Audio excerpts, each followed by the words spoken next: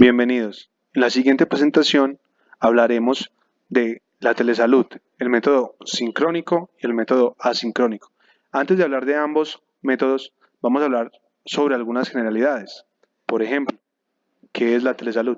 La telesalud se define como el conjunto de actividades basadas en la salud, servicios y métodos a distancia que se llevan a cabo con ayuda de las tecnologías de la información y telecomunicaciones, no solo en el ámbito de las comunicaciones, sino también en las capacitaciones e inclusive en las teleconsultas.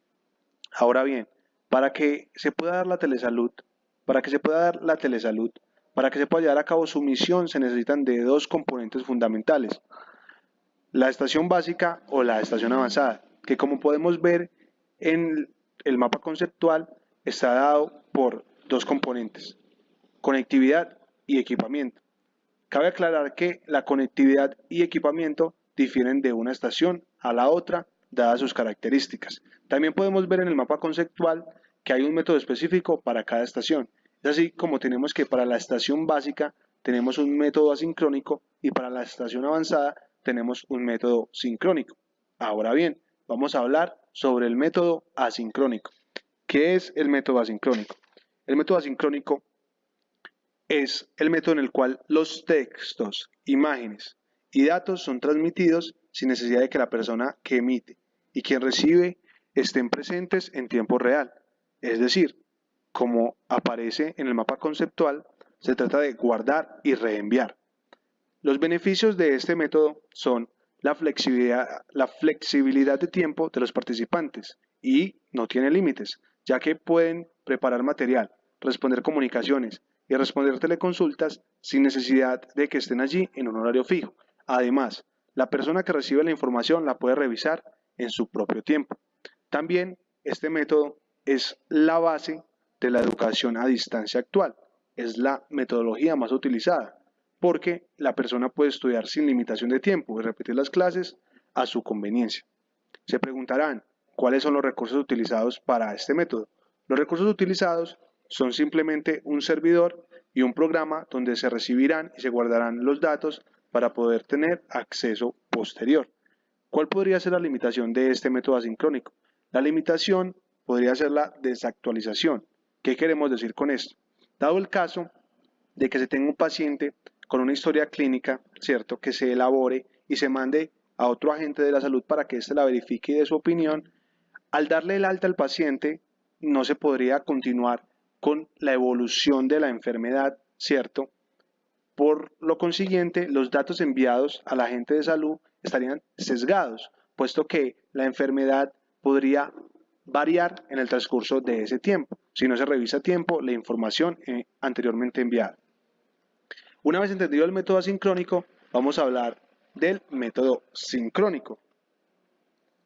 El método sincrónico. ¿Qué es el método sincrónico?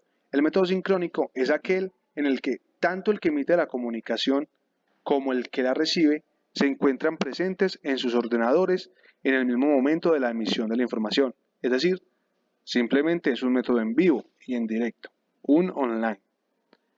¿Qué beneficios puede traer este tipo de métodos? Se preguntarán.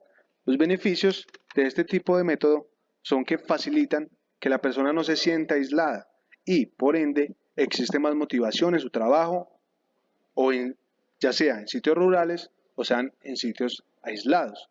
¿Qué recursos se emplean para obtener este tipo de beneficios? Los recursos son las videoconferencias, las salas de reunión virtual, chat, llamadas telefónicas o videófonos. ¿Qué requisitos se necesitan para emplear este método sincrónico? Los requisitos varían según el ancho de banda que se necesite. Es decir, como pueden ver en el mapa conceptual, va desde 64 kilobytes por segundo hasta 768 kilobytes por segundo, siendo el de 768 kilobytes por segundo el de mejor opción porque es el ancho de banda más apropiado o ideal para aprendizaje a distancia y transmisión de imágenes médicas, que es nuestra área de compromiso en el que nos movemos. Entonces, recomendablemente ese sería el requisito más importante para la transmisión de imágenes médicas. Ahora bien, las limitaciones de este tipo de método. Las limitaciones, como lo podrán observar en el mapa conceptual, son la conectividad de alto nivel, el equipamiento es de mayor complejidad, se necesita de un entrenamiento avanzado para manipular estas tecnologías y además se necesita de una participación activa del Departamento de Sistemas o Telecomunicaciones y disponibilidad de tiempo inmediato.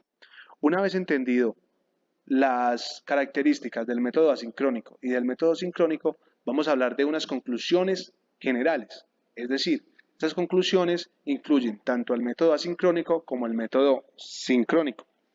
Y estas conclusiones, como lo pueden ver en la presentación, son, primero, dan flexibilidad, es decir, dan flexibilidad de enseñanza, comunicación y teleconsultas.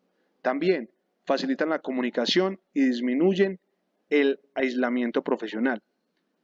También, como lo podemos ver, disminuyen el número de reemisiones. ¿Por qué? Porque disminuyen el número de traslados innecesarios de pacientes. También generan ahorros significativos al paciente y al Sistema Nacional de Salud, porque reducen significativamente los costos.